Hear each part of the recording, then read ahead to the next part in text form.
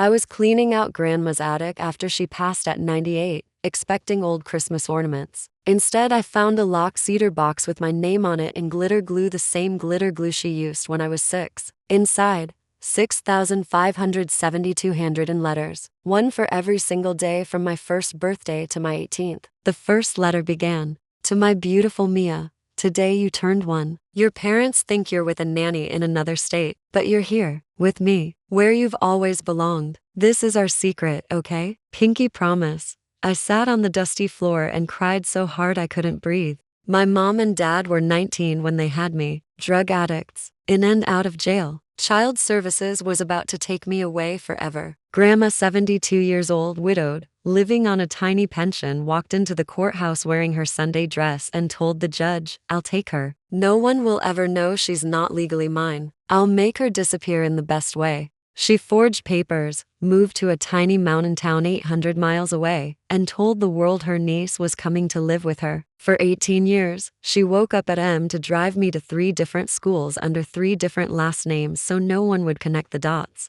Every birthday she baked a cakes, one for Mia Thompson, the fake name at school, one for Mia Rodriguez, my real name that we ate in secret with the lights off. She kept a jar labeled Emergency College Fund that actually said on the bottom in Sharpie only she could see, for when they try to take her back. She never missed a parent-teacher night. She just signed in as Aunt Rosie. Every summer we went on vacation for 2 weeks. In reality, we drove to a campground 300 miles away so my parents could have their court-ordered supervised visit. Grandma sat in the car and cried the entire time, clutching the steering wheel, while I played with 2 strangers who smelled like cigarettes and broken promises. Then we drove home and she made hot chocolate and said, "That's enough family reunion for 1 year, don't you think, lovebug?"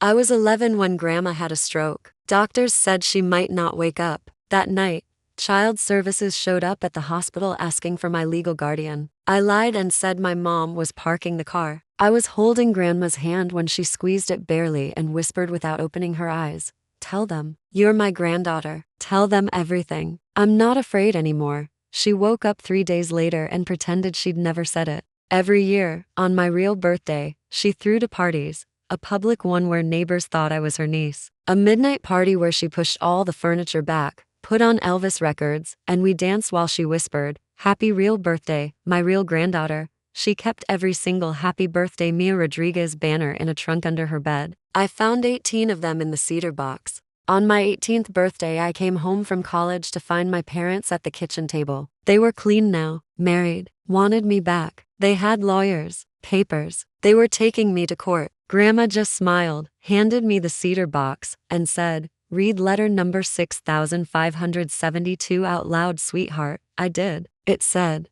"To whoever is trying to take my granddaughter away today, you can have the paperwork, but you will never have the 6,571 midnights she fell asleep on my chest. You will never have the 400 scraped knees I kissed. You will never have the sound of her laughing so hard milk came out her nose on July 4th, 2009. She was never yours to begin with. She's been mine since the day she was born. And if you make her choose, she's choosing the woman who chose her first." With all the love in my old heart, Grandma, the only mom she's ever known, my parents cried. They left the papers on the table and never came back. Grandma died peacefully last year. The very last letter in the box was dated the day before she passed. It just said, "Thank you for letting an old lady be a mom again. You saved me more than I ever saved you. The house is yours. The cedar box is yours. And every single day of the last 18 years, those were mine. I love you bigger than the sky, Grandma, forever and ever." I still sleep with the cedar box under my bed. And every night at midnight, I swear I can smell hot chocolate and hear Elvis playing softly. Grandma died on a Tuesday. I buried her on Friday in her favorite yellow dress. By Saturday, the house felt too quiet. I kept waiting for her to yell from the kitchen, "Mia, your hot chocolate is getting cold." But the only sound was the grandfather clock she wound every Sunday for 60 years, still ticking perfectly. That night, opened the cedar box to read letter number 1 again. There was a brand new envelope on top, my name in her handwriting, dated the day after the funeral. Inside, "Don't be sad, lovebug. Death is just me moving to the attic so you can have the big bedroom. Open the attic tomorrow at 3:33 p.m. exactly. I left you something." I laughed through tears. Classic Grandma, still bossy from the grave. At 3:33 p.m. the next day, I climbed the pole downstairs. The dusty attic I remembered was gone. In its place was my childhood bedroom. Exact copy. Same pink walls. Same glow in the dark stars on the ceiling. Same creaky twin bed with the faded unicorn sheets.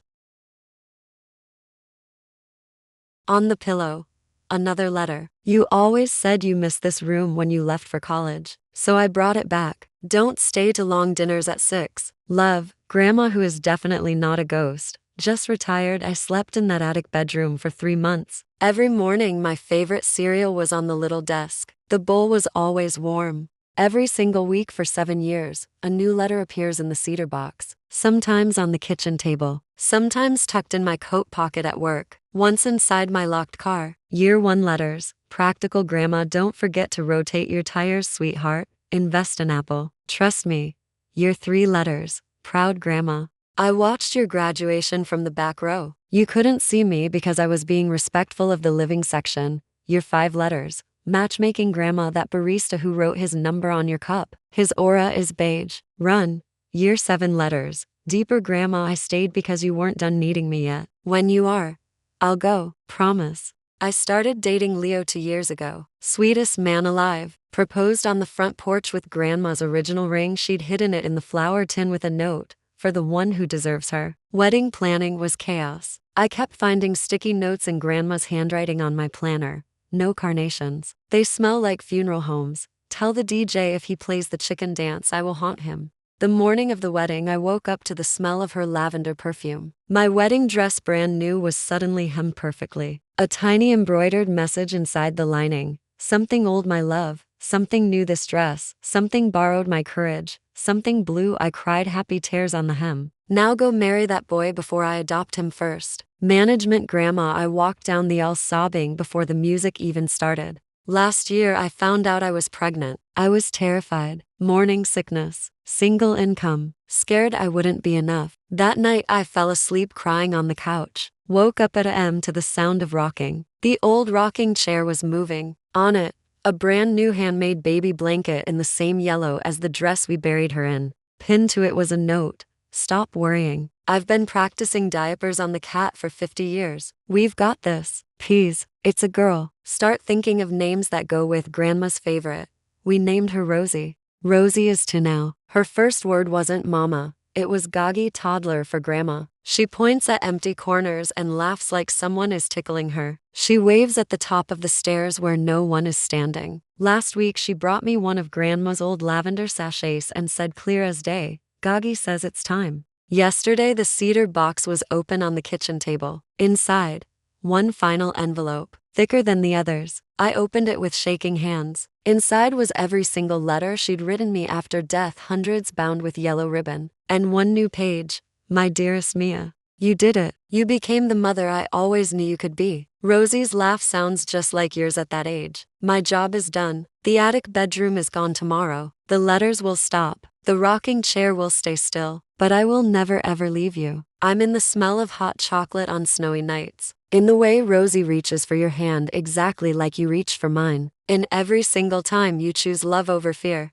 Thank you for letting an old lady be needed for 25 beautiful years. Tell Rosie her great-grandma will be the breeze that pushes her swing higher than anyone else's. I love you bigger than the sky, bigger than forever, bigger than death tried to take. It's time for me to go home now, but home was always you. Be happy, Lovebug. I'm not far. Signed, Grandma. The one who got to be your mom twice. This morning the attic was dusty and empty again. The cedar box is locked. The grandfather clock stopped at 3:33 a.m., but the house smells like hot chocolate. And somewhere, I swear I hear Elvis playing softly. She kept her promise. She stayed until I didn't need her anymore. Now I get to be that kind of love for Rosie.